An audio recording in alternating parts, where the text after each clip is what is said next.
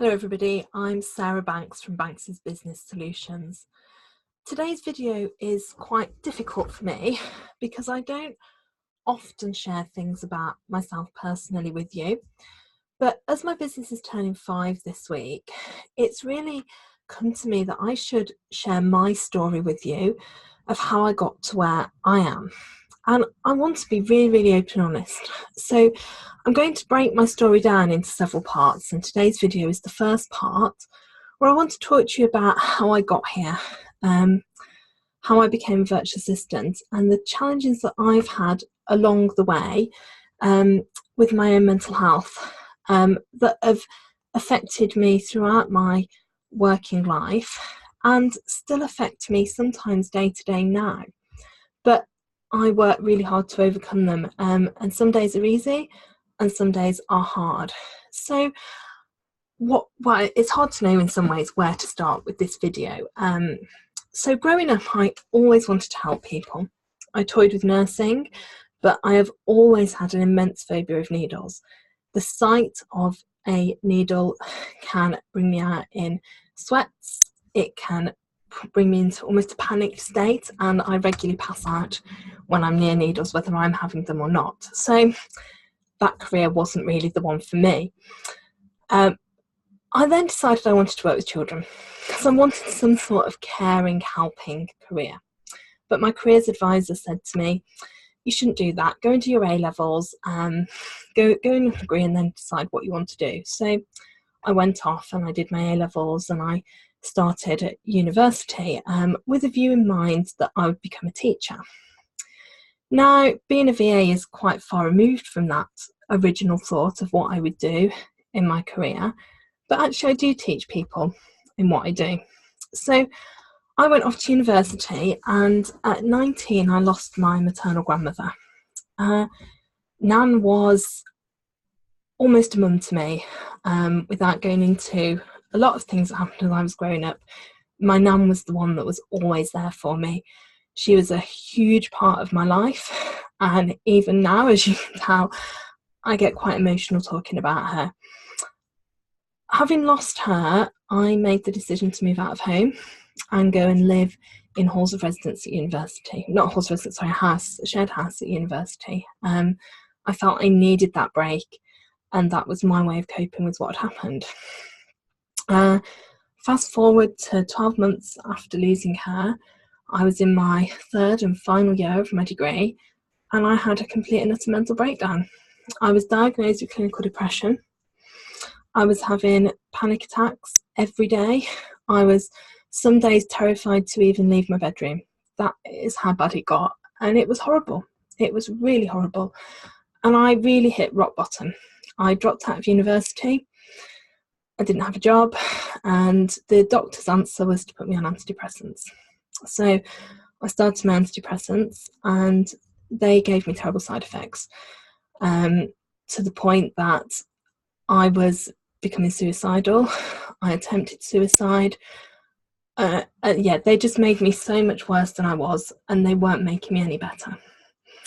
I started seeing a clinical psychologist to treat my depression and anxiety, and started to learn tools that would help me cope with the symptoms that I was experiencing. For me, a good day was that I would go and sit on our front doorstep and have a cigarette. On a bad day, I wouldn't even get showered or dressed. I'd literally stay in bed all day. That's how hard it was. 4 months into being on antidepressants, my side effects were getting worse, and I didn't want to remain on them anymore. So I weaned myself off them. And actually, with the tools that I'd gained from my psychology sessions, I made the decision that I would go back to university. So I went back in September into my third and final year. I was feeling a lot more stable and felt ready to go and complete my degree. Again, the anniversary of my nan's death came around, and again I had a breakdown. I don't think it was just related to her. I think there were a lot of things going on at the time, and this time it was worse, but I was determined I wouldn't go on to antidepressants because I'd been there. I didn't want to go through that again. My partner at the time and I came on holiday to Derbyshire, and just being outdoors, being in a different environment, being away from a big city, I felt a lot calmer and a lot better. So I came back from that holiday making the decision that I would completely drop out of university, started looking into options to be able to finish my degree, because I still did want to go into teaching, but wasn't quite sure how I could do that with my current mental health issues. A few months later, I managed to get a job, a short-term job, and felt like, although I had daily panic attacks, I was finding ways of coping with them again through having treatment, talking therapies. We moved up to Derbyshire in the June, and I had some temporary jobs, but again, I was not coping well, and I had another shorter breakdown, which resulted in me losing my job, and my relationship broke down, and again, I felt like I'd hit rock bottom. I was living in an area that I didn't know that well. I had no job. I didn't know anybody in Derbyshire other than my ex-partner, and I was at risk of becoming homeless because he wanted me to move out of our house. And I will never forget, at that point in time, being told, you'll never hold down a job again. And that's something that stuck with me. When I was told that, I looked at where I was at and I said, I have to do something about this. So I continued with counselling. I joined support groups to help me deal with my depression and anxiety. And whilst looking for a job, I started studying. I went to college and I took short courses in CLATE, ECDL and CLATE Plus.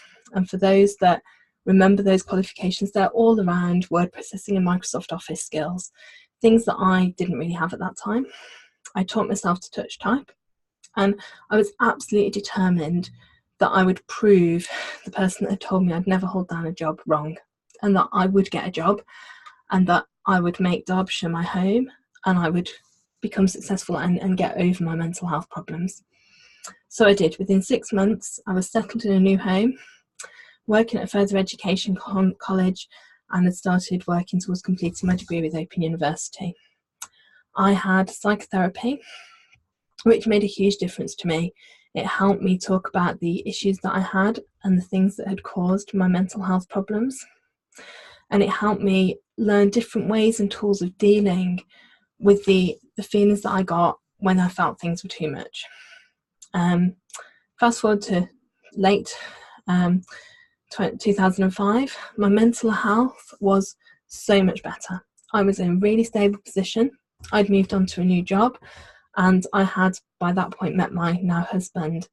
And yeah, I was in such a different place to where I had been at 20, hitting rock bottom, and was looking forward to a future in this fantastic role that I had in a job.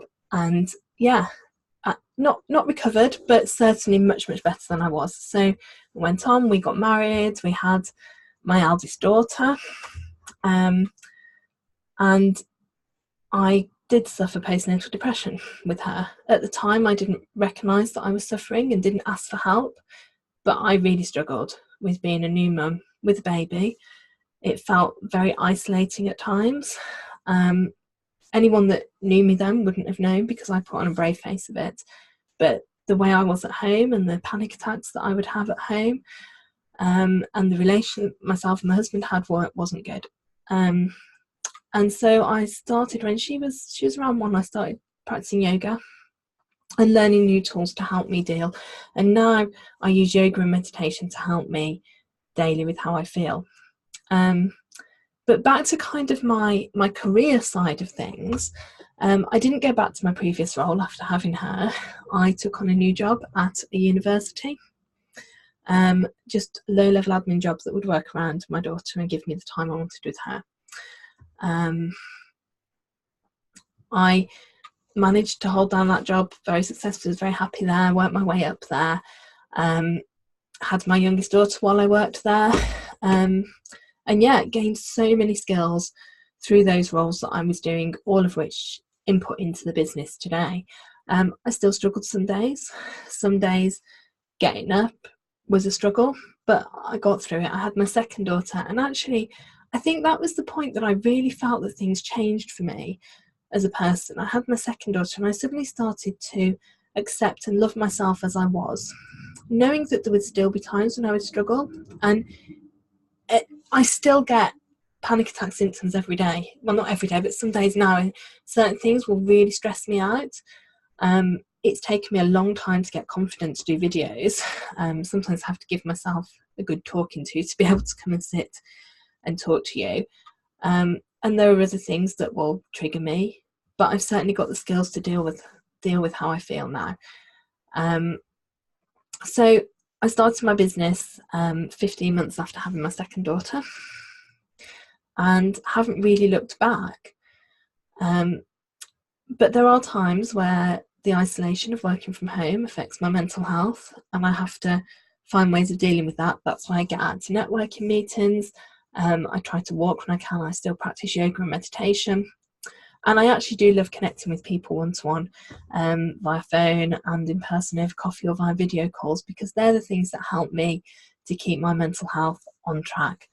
So that's a little bit about my background and challenges, and why I started my business and where I've gone with my career. I hope that helps some of you that may be suffering with mental health problems at the moment, or have in the past, be inspired that you can get somewhere despite that. And yeah, I think that's about all I want to say today. This video has been quite difficult for me. I'm not a huge one for sharing my story, but I hope that this helps somebody out there. Even if it helps one person, then that would be fantastic. And I'm going to be sharing more of my story with you over the next few weeks. Some of the challenges of starting my business, of growing my business, of having a team and then not having a team, and all those kinds of things. So thank you for watching. Thank you for listening and being patient with me, because I know this is a long video. And I look forward to speaking to you again soon on another video. Bye for now.